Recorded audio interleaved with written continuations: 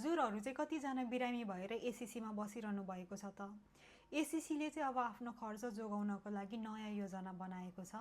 एसीसीको board chair ज्यान्डसन भन्छन् धेरै मानिसहरू खास गरी हल्का चोट लागेका नन सिरियस इन्जुरी भएका मान्छेहरू चाहिँ काममा जान धेरै ढिलो गरिरहेका छन्।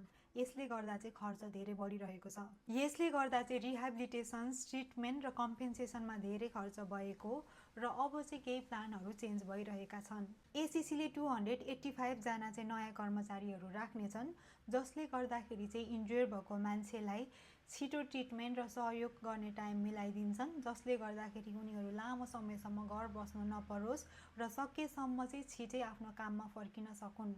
र विकली कम्पेन्सेसन लिने व्यक्तिहरूको लागि चाहिँ 28 डेजमा चेक इन हुनेछ र अनावश्यक सर्भिस र ओभर सर्भिस रोक्नको लागि चाहिँ टेम्पोरेरी टिम लगाइनेछ। यदि हजुरहरूको सर्जरी हुँदैछ भने चाहिँ सर्जरी र खर्च चाहिँ इन्जुरीसँग रिलेटेड हुनुपर्छ र एसीसीले चाहिँ फ्रड धेरै भएको कारणले चाहिँ फ्रड रोक्नको लागि चाहिँ इन्भेस्टिगेसनहरू बढाइरहेको छ र एसीसीको पैसा चाहिँ धेरै खर्च भएर घाटा हुन सक्ने सम्भावना देखिएपछि चाहिँ यो योजना ल्याइएको हो।